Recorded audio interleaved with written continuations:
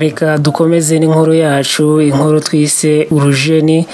Tugeze kuri episode ya 5, ni mu kanya ntucikwe.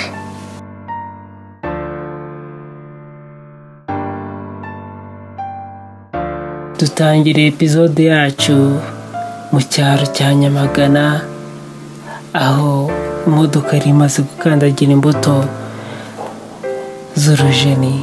Agahinda kari kenshi, yibaza uko ari bubigenze.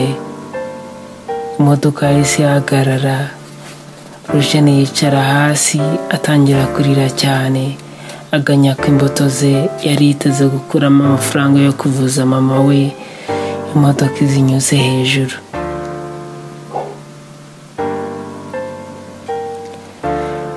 Ni koko iyo modoka yari irimo Idrisse yavuyemo. Shadi atabishaka ndetse amukurura cyane ngo basubire mu modoka. Yegera urujeni aho yari ari, maze amwitegereza ari kurira. Agahinda karamwica. Shadi aho ari impande ye yaramubwiye ati, Idris, wigira ikibazo, wimwitaho, ntacyo abaye, n'umukobwa agize ubwoba, nta kindi. Rujeni yakomeje kurira. Idris akomeza kubwira Shadi ati, oya, wikwirengagiza umuntu. Ntaho twaba tugiye dusize umuntu ari mu marira nk'aya ngaya. Byaruta nkaguma aha ngaha, ariko nkasiga ndangije ibyo nakagombye gukora. Ashobora kuba akomeretse, muhamagara ambulance izimujyane kwa muganga. Shadi ibyo ntabwo yigeze abyumva, ahubwo yaramubwiye ati, Idri, wihangayikire umuturage. Ese ubundi yambukaga kubera iki? Abona imodoka. Idris yitegereje Shadia, yongera no kwitegereza urujeni. Nyuma y'akanya gato, urujeni atangira gutoragura imbuto nke zari zisigaye, ari n'akarira.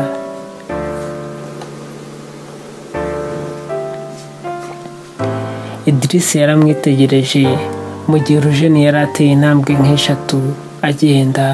Yaramukurikiye aramuhamagara ati, umva umukobwa. Rujeni yarahindukiye akomeza kwihanagura amarira. Idris aramubwira ati, wihangane ku bikubayeho, nitwa Idris, mbajwe n'amaganya yawe ku bwa mama urwaye wakomeje kuvuga, ariko nshobora kugufasha.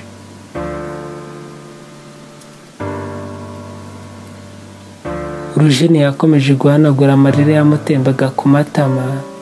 Nyuma y'akandi kanya gato, maze aramubwira ati, hari icyo nagufasha. Yakoze mu mufuka akuramo inote nyinshi aramuhereza, maze aramubwira ati, akira, wenda yagufasha kugura umuti wa mama wawe, ukaba wanarangura izindi mbuto ugacuruza, dore ko ariko kazi ngusanzemo.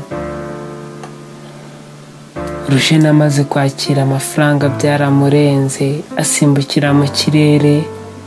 Idris amuhereza agapapuro, maze aramubwira ati, akira aka gapapuro, uzampamagare tuzavugane, umbwire niba mama wawe yarakize.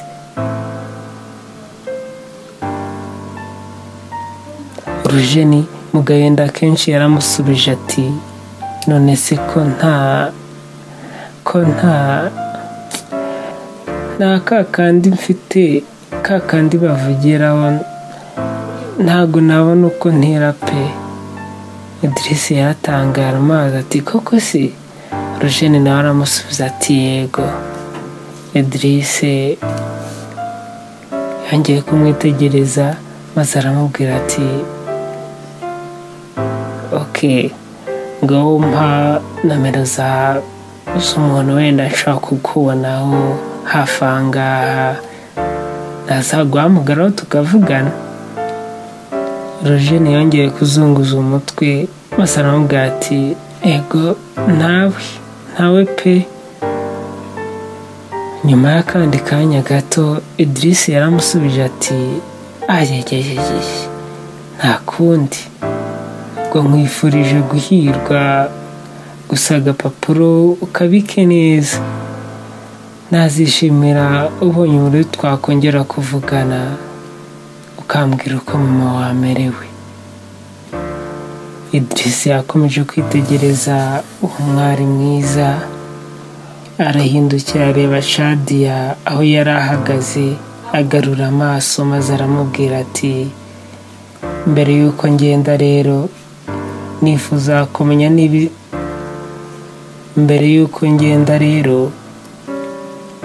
kumenya izina ryawe.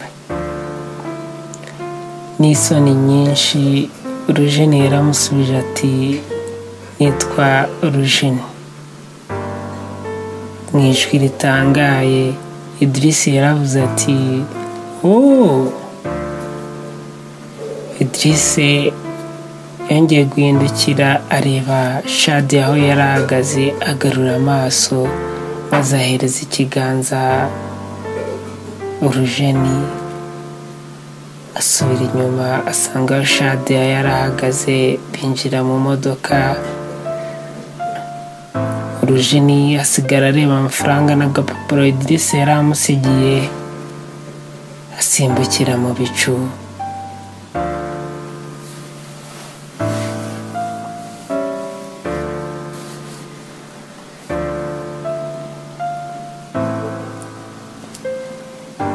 Idrisse yageze muri parike ya Nyungwe, abagide baramwakira ari kumwe na Shadia, batangira gusobanukirwa ibyiza bya parike, babaha ibyangombwa byose, inkweto, imyenda y'imbeho ndetse n'inkoni yo kwicumba, batangira kubatembereza. Idrisse yageze kuri cya kiraro kiri mu bushorishori atangara cyane, ibyishimo biba byinshi, atangira kwifotoza. Shadia nawe ntiyacitswe, amwifotorejeho biratinda, ari nako yoherereza inshuti ze.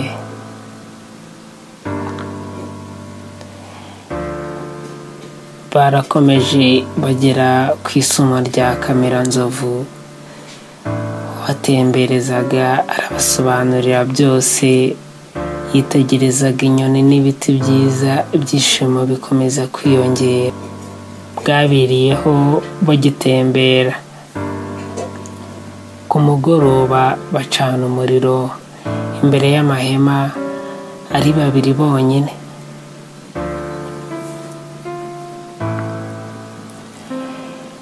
Batangiye kuganira, Shadia yatangiye kumubwira ubuzima bwe,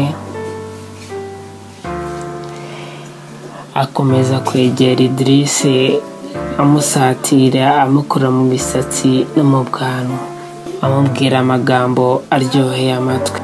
Agiye kumusoma, Idrisse amwegezayo, ahita ahaguruka amusiga aragenda.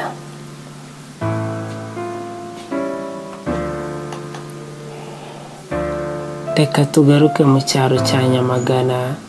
Mariza yari yaje gusura Rujeni, bicaye hanze baganira. Rujeni yishimye cyane, aseka bigaragara ko icyizere cyari cyagarutse. Amubwira ati sha uriya musore ndumva ntazi icyo nzamwitura. Mariza nawe aramusubiza ati ariko njye nicara ngatekereza ukuntu wagiye kwambuka, wabona imodoka ugatera imbuto hasi. Bose basekeye rimwe, maze Rujeni akomeza kumubwira ati shase ko ari ibyo Imana ikora. Imodoka imaze kugonga ibuto ngo nari nihebye n'udufaranga twari dusigaye ko twari tubuze. Najya kubona nkabona amaye amafaranga menshi, nkagura imiti ya mama ndetse nkarangura n'izindi mbuto. Bakaba naraguze n'ihene. Ubona ko naguze n'imyenda mishya. Mariza yahise aseka cyane maze aravuga ati n'utuvuta ahubwo uzi ukuntu usigaye uhumurira inzira yose.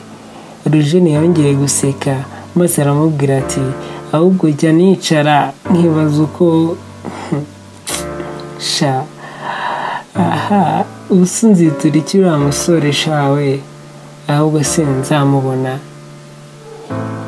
Hashize akanya gato yabacecetse maze Mariza aramubwira ati ariko urabizi, umva ukuntu uzabigenza.